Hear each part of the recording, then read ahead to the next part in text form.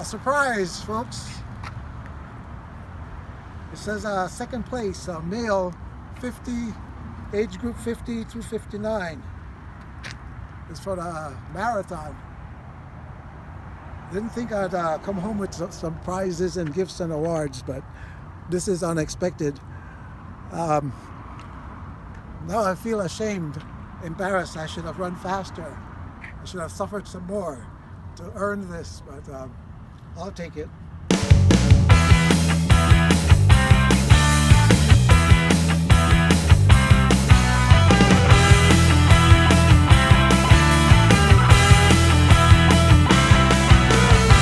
Hey everybody, how you doing? This is Gilbert, and I'm in sunny.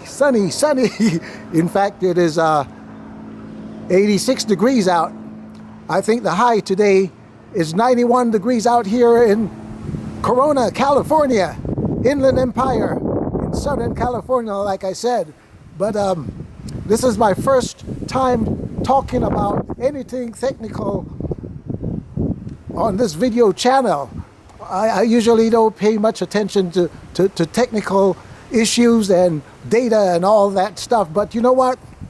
When I was younger, I used to use a Garmin watch. Let me go back. I used to use Timex watches long before the invention of the GPS and the combination of GPS and sport watches. And the Timex watch was very accurate, and I could get up to 100 and something laps per session, and that was a feature that I liked the most, because when you're doing a lot of miles on the track, every 4 times around, you know, you get a mile, and so, well, almost a mile, and so it was important to do laps when I was on the track. But with the invention of GPS, I got into something called Garmin watches, and I was doing well with Garmin watches, had a good time with Garmin watches. But one day at the park, High Grove Community Park, I piled into the car at the end of the workout and made off for home. I drove off, and I suddenly realized the watch was not on my hand, so I rushed back to the park and looked in the parking lot, and I found my watch dead on the ground. It was smashed. Someone had driven over it with their car. Maybe they hadn't seen it, but I picked up the remnants or the carcass of a watch, took it home, and saved a little bit of money. And the next purchase I had in 2015, that was when it happened. In 2015, I switched to Polar watches. Right now I'm wearing a Polar strap. Maybe I shouldn't show you that strap because I'm getting a little fat somewhere. I don't run or walk, but I'm wearing my Polar watch. My Polar strap is the H10. I'm wearing it because I need the data, because I will try to show you something on the watch which may need my heartbeat or my heart rate, and I want it to be accurate. And it is the Garmin Forerunner. That means it's for runners. Garmin Forerunner 245 with no music. I don't want to be distracted with music when I'm running.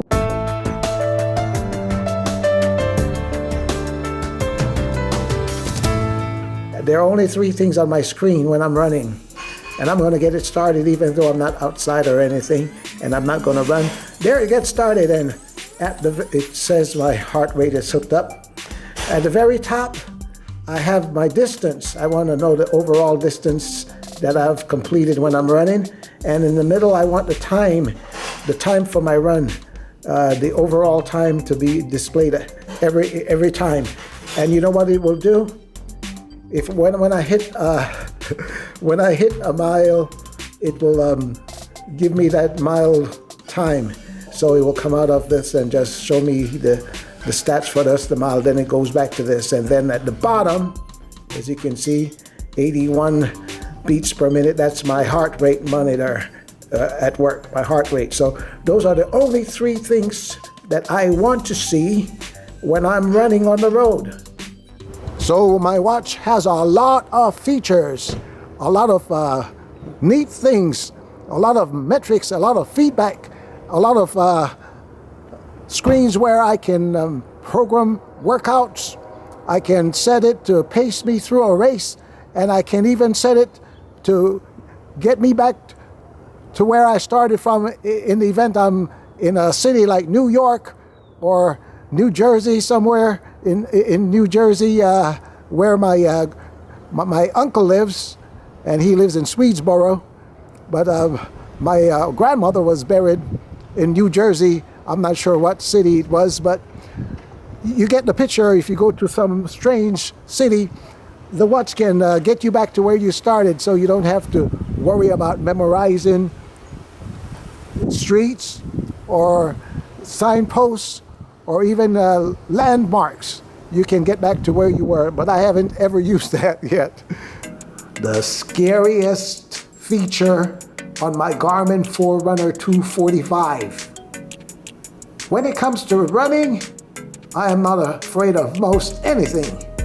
However, there is a screen on my Garmin Forerunner 245 watch that sends shivers down my spine. It scares me. The screen is the Race Predictor under the performance feature. So let's get into the Race Predictor screen, or the feature. I use my thumb to use the back, this button at the bottom on the left, and let's scroll down. And I see a Garmin coach. It's asking me if I have a plan. I have no plan. And the last activity, that must have been something I was doing last night. And here is the health stats. All right. And now the performance, that's what I'm looking for. I have no status, so let me go up here and I'll click. And I see it wants me to run outdoors with heart rate twice to see my status. And it's going to scroll down. I'm using this button on the left, the bottom button here. And my VO max, it was 55, and that was taken on April 19th. It's superior. Training load is a little bit low. Of course, it's low because I don't run or walk, 72. And I'm fully recovered. No, I didn't do anything. And that's the screen I'm looking for, the Race Predictor screen. Right now it says currently on May 5th, which is today, I should be able to do a 5K in 21 minutes, 57 seconds, a 10K in 48 minutes, 19 seconds. I keep refreshing the back screen here. And a half marathon in 1:52:32, and the marathon in 4 hours, 14 minutes, and 19 seconds. And let's get out of here. And we exit. There you go. This information comes from the Garmin Support Center on the internet, on the Garmin website. The question, how does the Race Predictor feature work on my watch?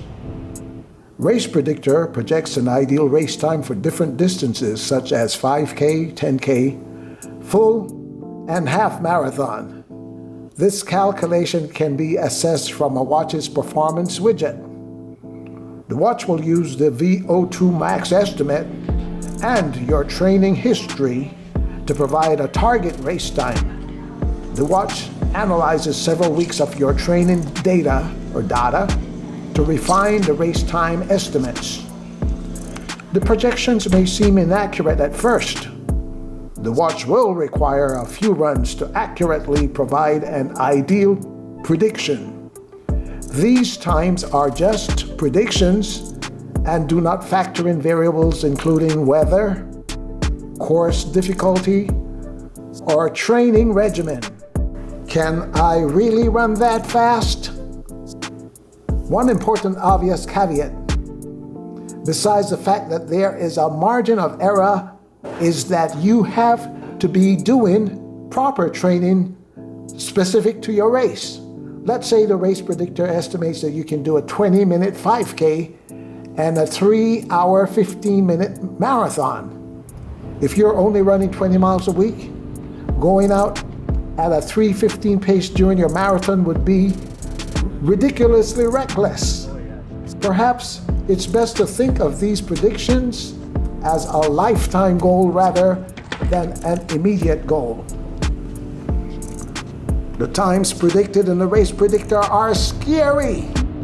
I know, I know that I cannot run that fast. For example, my best mile in 2021 was 5 minutes 59 seconds.